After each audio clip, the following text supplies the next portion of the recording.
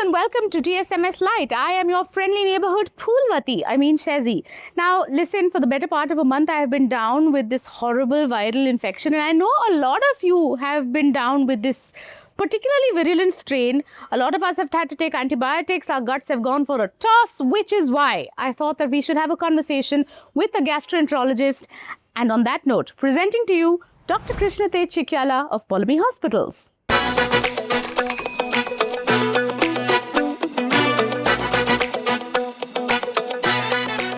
I'm going to call you Katie, of course. Perfect. I have been not very well for the longest time, and for the first time, I have done drugs. I've done antibiotics. I don't feel like I've been very kind to my gut as a consequence. Right.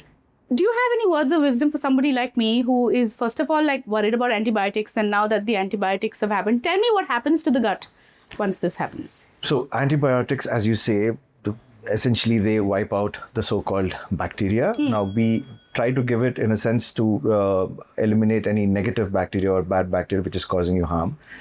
But these kind of biotics usually go full whammy. They don't do selective damage. So what they do is, depending on how long you're taking or how big of a dose you're taking, it has every chance of wiping out your entire gut flora. There is some good news, there's also not negative there. Your gut has this amazing ability to replenish itself. Okay. The flora and the fauna of the gut, as we so call it, will come back eventually. All we need to do is to give it time and eat some food which nourishes it or fortifies the gut. Nice. Yeah. Tell me what that nourishing food is, Katie. Well, from an Indian scenario, our traditional food do wonders. Fermented food, because they naturally have fermented stuff there, which will help amplify your gut bacteria, the good ones. And then there's lentils, there's millets, and there's vegetables, obviously lots of veggies. I would always say go seasonal. Whichever fruit or vegetables is the pick of the season. Stick with that. Make some nice rasam char, as we call it. With Yum. With some food and with some rice and some ghee, and then your gut will thank you for it. And I will thank you if you're making sense for me. There comes a time when everything suddenly becomes this whole, it's the word du jour. Everybody and their uncle is talking about gut health on the internet, okay? There's probiotics, there's supplementation, there's this, that, yada, Pinkett Smith. Right. Is there one particular myth that you see on the internet saying, ye karne se aapka gut bahut healthy rahega, and you're just like, nahi rahega, stop it.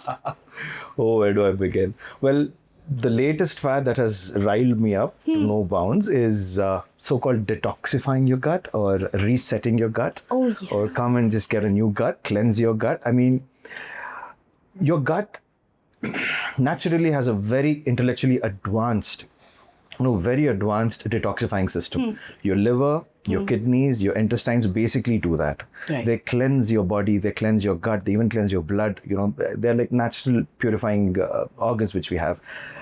I don't believe that some, labeled off-the-rack powder which they, market as a detoxifying agent will do the same thing. And to an extent, or these high expensive probiotics, so they call it.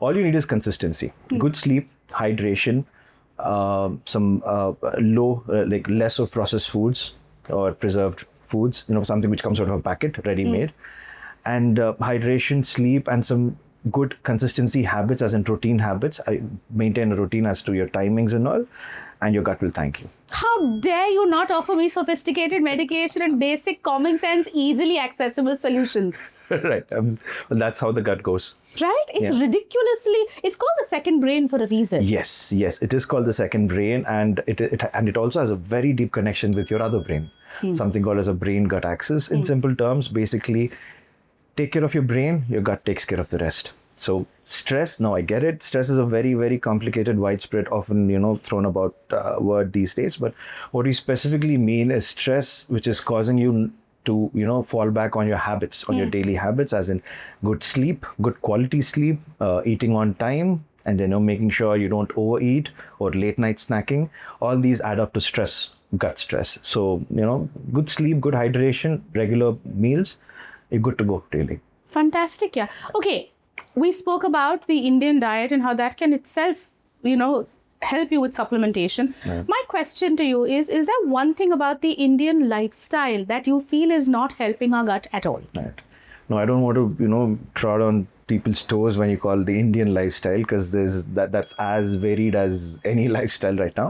But if you go by the urban lifestyle, the problem I see there is late night snacking, irregular meals, heavy meals, and then a lot of processed food vis-a-vis outside, be it packaged food at home. So I would say go easy on that. Have timely meals, have a very light meal in the evening, and stop eating at least 2 to 3 hours before you go to bed. Your gut will thank you. Fiber is your friend. Everybody says protein. Yes, I agree, but you're forgetting fiber. Fiber does magic to your gut. It's nothing short of magic. And a lot of our traditional dishes inherently have them. Now, I don't want to step into fusion foods and all, but traditional, just stick to what your grandmother would make and you'll do no harm. You mentioned a little while ago that sleep is going to go a long way in sorting you out. Yes.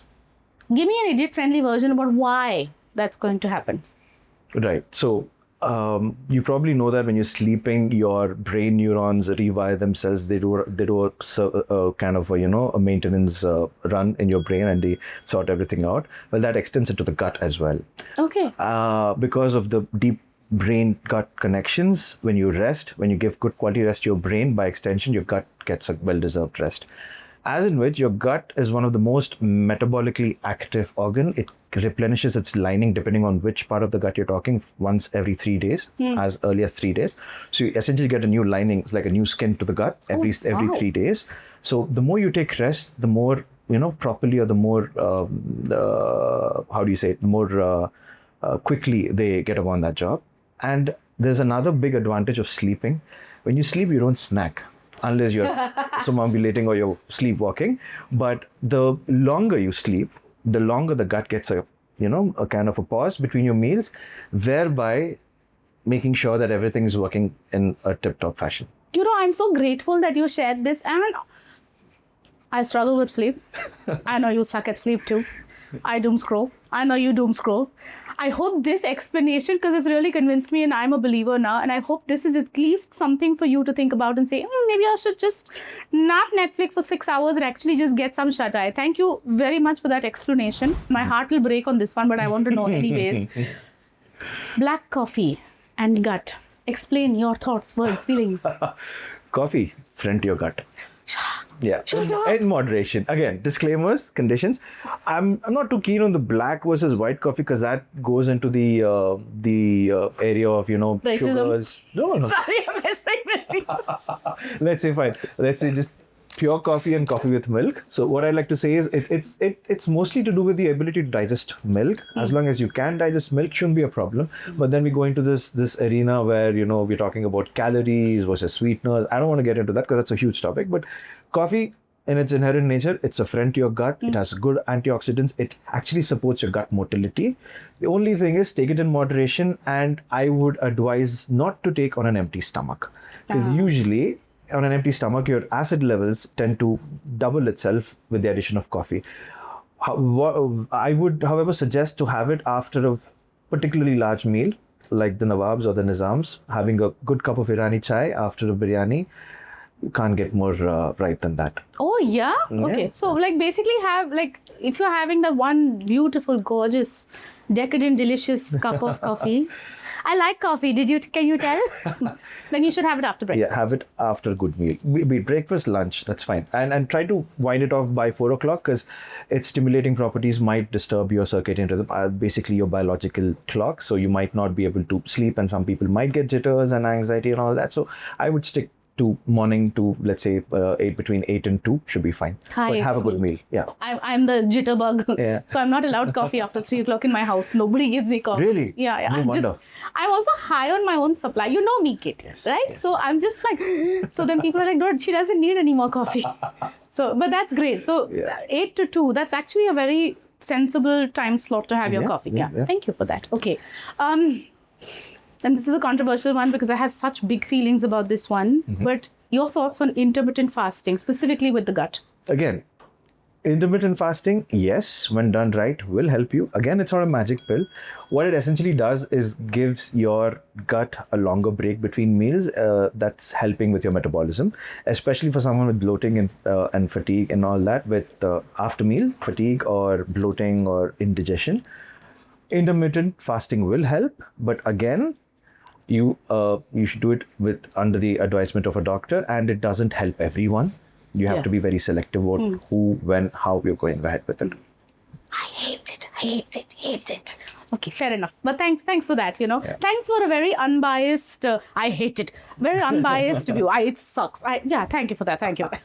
Pleasure. There was a time when everybody was all about, aapne wo wala mera Gucci ka bag, Hermes ka bag. Now everybody and their uncle is all like, hey, what supplements are you on? And all that. What are your thoughts on all this supplement taking?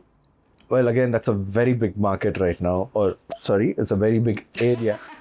That's a very big area to discuss. Nice. But I would like to, I can flat out say that probiotics don't do anything. Just a fad. There's a proper fad there. Probiotics were essentially developed to help with, as in your case, when you said your gut is giving you all kinds of quinsy feelings after a dose of antibiotics. Yeah. Now, there, probiotics might help. Again, there are very specific probiotics to use in specific scenarios. It's not a one pill cures all gut, everyone's gut. So it's a fad. If you're taking it just so-called detoxifying or improving your gut doesn't need all of that. If your gut needs babying, well, we wouldn't be in the state as we were. Gut is a very resilient, very intelligent, very sensitive organ, and it can usually fend for itself. Probiotics are used in a very specific area with medical supervision and should not be taken off the counter. I loathe the day they've made it over the counter because it doesn't do, pardon my French, shit. But you're a gut doctor, you can say shit. I think I can say shit, yeah. I think it comes into my vocab. That's fine. But on the contrary, if your gut is weak, or if you're a sensitive person, or if you have some underlying issues, it can actually exacerbate your problems. So word of caution, don't take probiotics lightly, if at all, and please always do it only on the advisement of a medical professional. So we've had a whole series of very intellectually stimulating conversations to Dr. Katie. Right. I want to talk to Katie, the non-doctor, Katie the man. Okay, yes. You've literally opened up so many people and looked inside their bodies. Over the years, have you looked at certain things and said, this is not something I should do? Is there one cool thing that you have learned after looking into so many bodies? Well, I don't know at this point if I can separate the doctor from the man, but I'll try. What medicine has taught me is that body always keeps score. So what I've seen over the years of my practice is that it's not an overnight thing. It is not an overnight, one bad meal or one bad habit, or which you've picked up overnight, and then your gut's all over the place. But it is these little things which we are consistently doing it wrong, or we are inconsistently good at it, which ruins your gut. So what I have learned is, yes, the importance of having a routine. You need to have your meals on time. That is probably the single biggest advice I can give anyone. What you eat pales in comparison of when you're eating it. How much you're eating it. Yes, what you eat rarely matters, as long as it's healthy. No, I don't mean junk and all. That's a completely different thing. Provided the food has been cooked well and has good nutritious thing, you can eat anything. I mean, I don't know. I think I'll be getting hate in the comment section, but you can even have a biryani every day if you want. But it was made properly at home. With proper ingredients, no preservatives, no coloring agents, no added, all the shebang, you can. Red biryani. Yes. And, and no assorted, colas and all that. Just biryani, it's fine. So what I'm trying to say is, when you eat and how much you eat is more important than what you eat. That's fantastic advice. Dr. Krishna Tej, you have been a veritable fount of information. If we want to stalk you, or if we want to ask you more questions, ask you more questions, where can we find you? Well, I'm currently practicing in Gemcare, Poulomi Hospitals, Nagar. Currently exclusively here, but you can reach me out on Insta. I think you can share the handle. You will see one patta over here, but don't be creepy and stalk him for random reasons. Oh, cool doctor in black scrubs. Don't do like that. If you have genuine questions, I'm sure he's very helpful. He's also a very kind person. I know personally because he's also a friend. Yeah. You can ask. Right. Thank you, Katie. Thank you for this opportunity, and looking forward to being back on the show soon. Yes, I think we'll bring him back because gut मौसम बदलते हैं, gut वाला scenario भी बदलते रहता है. We will see you in the next one. Bye.